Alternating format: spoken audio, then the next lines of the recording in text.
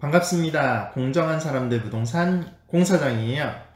2022년 11월 10일 드디어 구리시 갈매동이 투기 과열지구에서 비규제 지역으로 두 단계가 해제가 됐습니다. 구리시 갈매동 같은 경우는 투기 과열지구였잖아요. 그러면 다음 밑으로 내려갔을 때 조정 대상 지역이고 그 다음에 비규제 지역인데 한 번에 두 단계가 해제가 됐어요. 그래서 비규제 지역이 되었습니다. 두두두두두두. 다 같이 축하할 일이죠. 자, 그러면 비규제 지역이 된 갈매동이 어떤 변화가 있는지 살펴보도록 하겠습니다. 우선 첫 번째로 무주택자분들이 구리시 갈매동에 아파트를 구입할 경우 거주 요건이 사라졌습니다. 그러면 아파트를 구입하시고 전세를 주시고 2년만 보유하셔도 1가구 1주택 비과세, 양도세 비과세 혜택을 받을 수 있게 변경이 되었어요. 그러니까 거주 요건이 사라져 버린 거고요. 두 번째로는 기존의 1주택자 같은 경우 갈매동에 아파트를 구입하게 되면 기존 주택을 처분하지 않을 시 8.4%의 취득세 중과를 받았습니다. 그러나 이제는 1주택을 보유하신 분들도 구리시 갈매동에 주택을 하나 더 구입하시게 될 경우 기존의 취득세율, 일반세율이죠. 1%에서 3% 사이 적용받는 기존 일반 취득세율을 부과받게 됩니다. 그러면 어떤 혜택이 있냐면 구리시 갈매동에 지금 전세가 끼어 있는데 저렴하게 매도하시는 매물들이 있어요. 이런 매물들을 기존에는 무주택자 분들만 살 수 있었는데 이제는 1주택자 분들도 충분히 구매를 하실 수 있게 됩니다. 그래서 갈매동의 전세 낀 매물들도 처분할 수 있는 기회가 열렸다고 보시면 될 것 같아요. 그리고 또 다른 혜택은 구리시 갈매동에서 아파트를 구입하게 되면 자금조달 계획서라는 것을 제출을 하고요. 그 자금조달 계획서 안에 항목들마다 증빙자료를 제출을 해야 했습니다. 예를 들면 예금 5천만원, 그 다음에 전세보증금 3억, 그 다음에 다른 항목들 얼마, 이런 거에 대한 증빙자료를 제출했어요. 예금 들어있는 통장 잔액 들어있는 것들도 영수증으로 제출을 해야 되고, 예를 들면 증여를 받는다 그러면 증여 계약서랑 증여세 납부한 영수증도 제출을 해야 되고, 이렇게 증빙자료까지 제출을 해야 됐었는데요. 이제는 구리시 갈매동에서 6억 이하의 주택을 구매하면 자금조달 계획서가 없고요. 6억을 초과하는 주택을 구입하신다고 하더라도 증빙자료 없이 자금조달 계획서만 제출하시면 됩니다. 이렇게 구리시 갈매동에 주택을 구입하시는데 있었던 규제들이 해제가 되면서 조금 더 수월하게 갈매동 주택을 구입하실 수 있게 변했습니다. 두 번째로는 대출 부분이에요.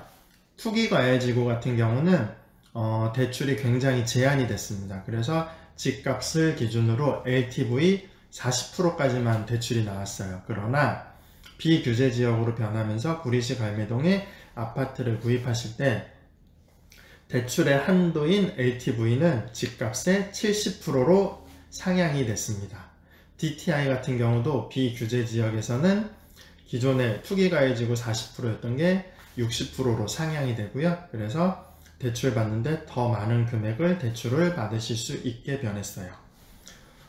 지금은 금리가 굉장히 비정상적으로 높아서 이 효과가 되게 부정적으로 보시는 분들도 있는데요. 금리가 조금만 안정이 되더라도 이 부분은 굉장히 큰 혜택으로 돌아올 겁니다. 자, 그리고 세 번째로는 지금 갈매 신도시가 아니라 옆에 건설대 갈매 역세권 지구를 기준으로 보면 청약 물량에서 추첨 물량이 굉장히 늘어납니다. 84제곱미터 초과되는 부분은 추첨이 100%로 우리 구리시 갈매동 주민들도 1주택을 갖고 계신 분들도 구리시 갈매 역세권 공공주택지구에 청약을 넣어보실 충분한 유인 요인이 되는 거고요.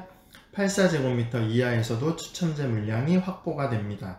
그러니까 새 집으로 갈아타실 분들은 갈매 역세권을 노려보실 수 있어요. 무주택자뿐만 아니라 유주택자분들까지도 갈매 역세권을 노려볼 수 있게 됩니다. 자, 이렇게 주택을 구입하기 쉬워지고 대출이 늘어나고 청약을 할 수 있는 기회가 늘어납니다.